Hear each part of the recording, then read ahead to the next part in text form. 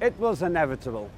DAESH has now threatened to carry out bombings in major US cities, and they've got the weapons to do it.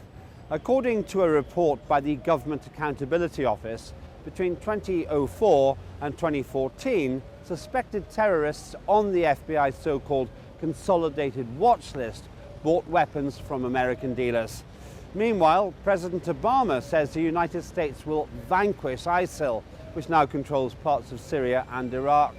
Yet America is the very country that armed militants at a trading camp in Jordan in 2012, many of whom later joined ISIL.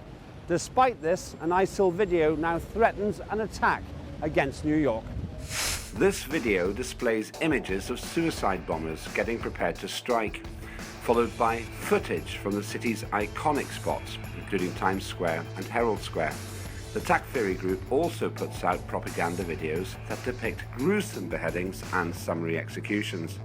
ISIL has also developed a highly effective social media campaign aimed at recruiting foreigners. The FBI says ISIL even launched a recruitment campaign in US high schools to persuade students to join the terrorist group. Not surprisingly, security agencies in America have been on alert following the recent attacks in Paris. Why can terror suspects legally purchase weapons in the US? How should those who trained ISIL be punished? And can anyone trust Western intervention in the Middle East again? These are the simple questions we sought to answer. Now, the FBI says ISIL has launched a recruitment campaign in several US high schools.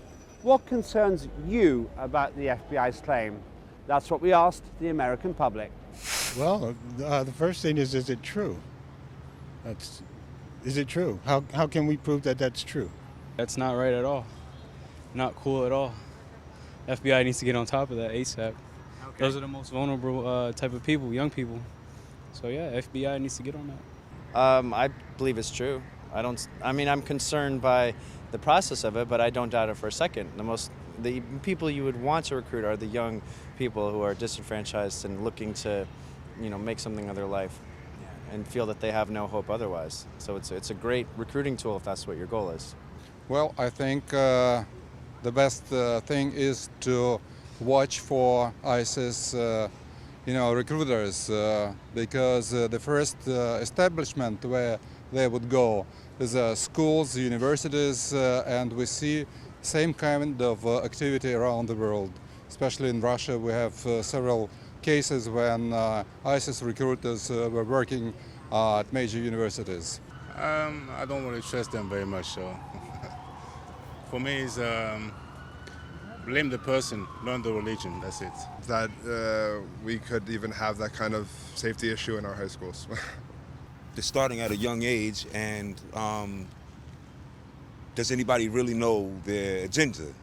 Like what really is the bottom line factor? I think people will, they probably have ways to intrigue the mind or whatever, good, bad, or indifferent. You know what I mean? It's just finding out what is the underlying factor to, their recruitment, and The FBI doesn't always tell the truth, so that may not be too factual. Our experts expressed their concerns about the FBI's claim that ISIL is attempting to recruit followers in US high schools. What concerns me is that young people are obviously impressionable and most likely to fall into the trap of ISIS propaganda. But what really concerns me is the likely response for the American state. In the UK, the response has been terrible and has actually led to a situation worsening rather than getting any better. Teachers are encouraged to spy on their students, look out for what they see as signs of radicalisation. And members of the National Union of Teachers have suggested that they've been turned into spies in the classroom, and it's led to a situation where there's distrust between pupil and student. And if you add that into the hotly divided country that is the United States, where Donald Trump is leading the presidential candidate for the Republican Party, where Fox News is the leading cable news channel, then it's only a recipe for disaster. FBI is a law enforcement agency, and if they see anything illegal going on, which is against the law, they should act on it instead of informing the public and creating panic. So I would expect FBI to be more mature than what they are just releasing this information to the press. Yes, if they want public to support them, that's another issue. But as far as their role is concerned, their first and fundamental role is to stop any illegal activity which could be a threat to the people and their life and limb. ISIL has posted a video online threatening to attack New York. American officials have called on people to stay calm. We asked the public if they do feel threatened by such warnings. You're threatened everywhere nowadays. That's it. No, not at all. I don't feel threatened. The whole point of terrorism is for them to scare us. And if we do, that's just it. Like, if we stay home, they win. So we can't be. I have faith in the NYPD. They kept us safe since 9/11. Nothing major happened, so I have trust in them. I think I don't really feel threatened, just because we have really good protection here, and it's just like, I don't get why he would try to attack New York, because we have such good protection and such good technology here. It's like, why bother? I think I feel threatened constantly, but at the same time, I'm going to continue to go about my business. I think it's a lot more difficult to attack us here than it is in Europe, for a number of reasons, but it's not impossible, and I'm surprised there hasn't been more of an attack. Yeah, I mean, New York is heavily populated, we're absolutely a big target for any type of terrorist threat, and I think we should take it serious regardless of how small we may think it is or untrue we may think it is, because it's a big city with a lot of people in it. I don't, actually, and I think that is a counterterrorism, to feel safe regardless of these threats, because that's the very premise of terrorism, is to inflict terror into the population. So I don't feel threatened at all. I just want to go about my life. You have to understand that for any kind of terrorists in this world, big cities which would be like modern Babylons will be number one target. I feel like if you think about world history, that shit's gonna happen, and I might die in that, and that's how I feel about it. Yeah, and I'm not so threatened as much as I think it's inevitable that things like that will happen, and I may be in the crosshairs, especially being in such a metropolitan area, I guess. Always feel threatened. I mean, I can't stay calm if, they make a threat or put something. I'm not going to be out of the ordinary, but actually I'm not going to be off point. I'm not going to be caught sleeping either. How seriously should we take threats by ISIL against New York? Here's the expert view. I'm worried about New York. I'm worried about Lebanon, Turkey, Syria, any places that are susceptible to a terrorist attack. Right now in London, I feel threatened. But fear should never take precedent over rational thinking. People of London, Paris, New York really need to get through to our knuckle-headed politicians and make them realise that a policy of bombing from the sky without the support of the Syrian sovereign government isn't going to work, because any land that is liberated is only going to be taken over by other extremist elements like al-Nusra and other international fighters, and we're back where we started, with Westerners and other people being beheaded and their hearts being eaten on TV. On YouTube. Well, I think the officials who are telling people to stay calm about this video, they should try to locate who actually posted this video, because it is like FBI has become a tool for the ISIL, or they're becoming part of their propaganda. It's like they are giving credibility to their videotape. They're pointing that this is their videotape and they are threatening you, but that is not the case. It is like, again, there's an intelligence failure. This is same thing happened on the 9/11, and I haven't seen that, or I haven't heard that the chief of CIA was sacked for the failure of intelligence, or the FBI chief was also reprimanded, or some people have been, heads will roll because of this whole thing happened, because it just doesn't happen for out of the blue. There were things happening, but they were too quick to blame the person, the perpetrator, the alleged perpetrator, but they were too short to find out, to preempt. Intelligence agencies are to preempt and stop the threats. They're not there to police. This police's job is different. And it sounds like that the arms dealers and the Wall Street bankers are kind of influencing the FBI's role as a credible law enforcement agency which is working for the interest of the citizens of the United States and the taxpayers' money spent on them should be better spent on some better projects or better people who can look after the interest of the people. And I think FBI should come out of this becoming a part of the propaganda tool for the international warmongers and war profiteers. A new government report says more than 2,000 FBI-listed terror suspects have legally purchased weapons in the US. Whose fault is that? The public said this. Well, let's look at the gun laws. You know, this country is the only country that has, 10 guns per person? This country is pro-gun. That ISIL or their recruits are purchasing guns. I mean, you know, in the eyes of the American law, what would be wrong with that? Everybody who sells them the weapons. That is the government's fault. Gun laws, loopholes, gun show loopholes. That's what's to blame. That's a really complicated answer because it's really one of the fabrics of our society is the ability to freely purchase weapons. And there's not really a way to combat that without changing the rules, but I don't see how we could change the rules. And furthermore, it's very easy to buy them secondhand or stolen, so you know it's going to be almost impossible to prevent that.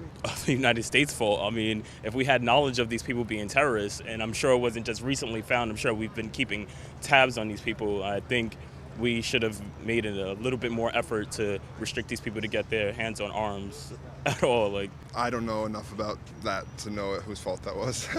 The U.S. Because the U.S. is making it legal. Why would you do that?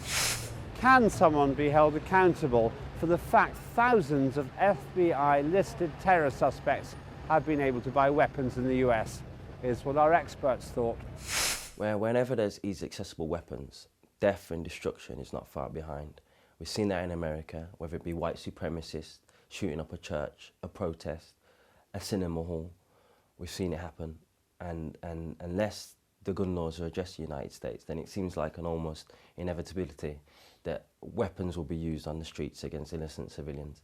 Now, we've seen this happen in Libya, where weapons were pushed into the region by Britain and France, only to be taken over by extremist elements sold on the black market, and groups like Boko Haram and insurgents in Mali using those to begin their reign of terror.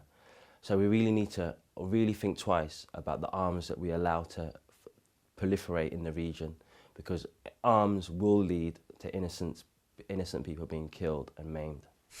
That's the FBI and the other law enforcement agencies' fault, because in any country, for example in Britain, if I apply for a gun license, that will go through the special branch for scrutiny, and that will also, they will assess my claim that why I need a gun license, why is it, what are my, they will do risk assessment on of my needs. They might call me for an interview, that why is it I need that, and I have to justify. For example, people who live on farms and people need guns for hunting, for example, for shooting. So there are various needs. So if they are saying legally, the issue is I can buy legally a tank, but they will ask me, why do I need a tank? So the sale of a tank is legal, but they will say, why Dr. Qureshi need a tank? So it being something legal is another matter, but justifying the need of that weapon, I think those people who are FBI's suspects, they should take them to the court, convict them, and maybe bar them from having any kind of license. So people, when it is a license is not your right. Government can cancel arms license anytime they wish so, and they can bar you, and they can even recall your weapon. They can ask you to submit your weapon at a police station. In 2012, the CIA armed militants in a training camp in Jordan to destabilize the Syrian government. Many of them later joined ISIL. We asked the public, if you had trained ISIL terrorists, would you expect to be punished, and how? I'd probably get my head cut off. I don't really see how you could punish any of those people, because it's such a complicated scenario, and the people who trained them were not at fault. It was the people who set up the whole idea of training. You know, how can you train combatants and then expect that they won't fill the void and go to, especially in that region, you have groups like DAESH or ISIL, as they have the money, they are the only ones actually doing something out there, and it's very persuasive. It's that anyone out there who isn't closely affiliated with the group would be motivated to go to them, because you are getting paid, you are doing something, and a lot of people agree at least partially with the tactics and the philosophy. I mean, honestly, it's not the first time we've done that before. We've trained people in Cuba and Argentina, all types of places, you know what I mean? I think that the people who train these people should be penalized, definitely, because we should have seen this terror threat coming from a long time ago, before we even started training them with military, techniques. Well, if it were up to Donald Trump, waterboarding, but probably torture me until I gave something up, or imprison me for life, or torture me to the point of almost death and make me suffer. Yeah. I won't be training them in the first place. I think it's very simple. You can't give somebody a gun and then expect them to just give your gun back when they're done doing your favors.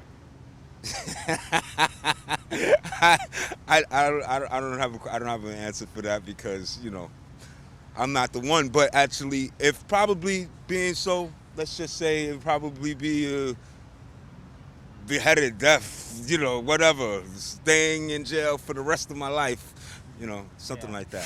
What would be an appropriate punishment for those involved in training and arming militants who went on to join ISIL? We asked our experts. Well, my name's Ahmed, so I probably would have been sent to Guantanamo Bay, sentenced without trial, tortured without due process, all sanctioned by United Kingdom and United States. But in this case, we've seen once again American government and United Kingdom thinking that they can control a monster like Frankenstein, when reality is you can't hold a tiger by the tail because it's a bloody tiger. We need to learn from the lessons of the past and understand that we cannot take these extremist elements under our wing and control them for very long. We've seen it happen in Afghanistan, we've seen it happen with Bin Laden, Saddam Hussein. When are we going to learn that this isn't the strategy that ever works in the favour of the British people, the American people, or the French people? Well, I'm a collaborator with the terrorist outfit, and that is the punishment in the US law is treason. That I'm doing something, I'm supporting the terrorist, and I'm exporting the terrorism to another country. At the same time, this ISIL is a rebranding of terrorism, starting from Taliban to Al-Qaeda to Mujahideen, starting in 79, then they become Taliban, then they become Al-Qaeda, now they haven't become ISIL. So all these four names are part of the Brzezinski doctrine, an terrorist outfit which is run by most individuals will be Muslims, but they will serve the US government's nasty purposes in bringing down the governments all over the world. So they should be put on trial for treason. Obama says the US will vanquish or defeat ISIL. What reason does anyone have to trust further Western intervention in the Middle East? We asked the public. We're not going to vanquish anybody. That's not how it's going to work. It's going to take a long time. I think you're looking at generations, and it's not a simple solution. I mean, in my opinion, there's a real correlation with this movement and with the rise of fascism in the mid-20th century in terms of, the conflict of the very idea of what we are supposed to be as people and as society. And you can't just bomb someone and expect that to change. I really don't have an answer, yay, nay, or indifferent to that question, because it's already said, just from looking at history, you know what I mean? It's been bad just trying to, go over there, just put this money, not to say that we have to have boots on the ground over there and doing things like that, but basically their problems should be their problems, you know what I mean? And once we start going over there, they're gonna hate us because we're going over there and putting, you backed them, so now you killed my friend's family or whatever, my family, I'm gonna come at you, We don't have any, we shouldn't trust any Western intervention at all, because I feel like if we're gonna attack ISIS, it's for a reason, and we want something out of it. It's a gain for the United States, whatever we're going to seek in over there, you know.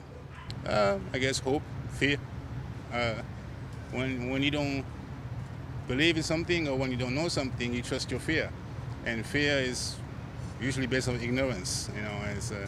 And ISIS does the same thing too. You know, they grow based on ignorance too. You know, I always believe that the most terrible thing and the most frightening thing in this world is a hungry stomach. Feed people. Trust me, they'll stop fighting. They'll stop following ISIS. You know, they feed people. They feed the soldiers and everything else, so they follow them. None really. There's nothing much one can do against them for the moment. You have to really get rid of them all, and it's not that easy. Do our experts have any reason to trust more Western intervention in the Middle East, for example, in terms of defeating ISIL? Well, here in the UK, if you want to take certain jobs, you have to do a CRB check. I think they call it a DBS check now, which means they check your criminal background. So I wish that same approach was applied to international politics, in a sense that if you've committed war crimes, an illegal war of aggression where over 1 million people died, you should have no right to involve yourself in that region for a very, very long time, at least unless you've shown you've changed your ways, especially when the current threat is a result of that illegal war that you started in the first place. Now, in terms of trusting Obama, firstly, Obama's allies in the region, notably Turkey and Saudi Arabia, are funding and arming ISIS. So it's very hard to believe that he ever wants to defeat ISIS without at least getting his friends into line. So Obama, the pig admirer, Mr. Cameron, really need to think twice before they present this to the British and American public and think anyone's actually going to believe them based on what they've done in the past. You shouldn't be trusting them, because keeping in view General Wellesley Clark's interview, in which he said that the US government has decided to bring down 7 countries starting from Somalia, Lebanon, Iraq, Iran, Syria, Sudan. So these countries and Libya included. So they've already decided to bring down the governments because they have a military. This is what General Wellesley Clark is saying. So if you add Brzezinski doctrine and General Wellesley Clark's interview together, then you will realize that the ISIL is the creation of the United States to destabilize the whole region. ISIL is serving the purpose of the arms dealers and the bankers in the Wall Street. And I think it's time for the United States to fight another war of independence against the Wall Street bankers and their greed. And they may declare a unilateral declaration of independence from Israel if they can they want to play a bigger role in the world stage. Otherwise, they're losing credibility all over the world. Leaders in London, Paris and Washington sound united in their opposition to ISIL and its campaign of terror. Yet the undeniable reality is that the US itself armed and trained ISIL in Jordan in 2012. And now that very same terror group threatens New York. American politicians can say what they like about this well-armed and well-trained militant group. Yet they themselves carry a heavy responsibility for the death and destruction ISIL commits in the Middle East and across the world. And for that, they must be held to account.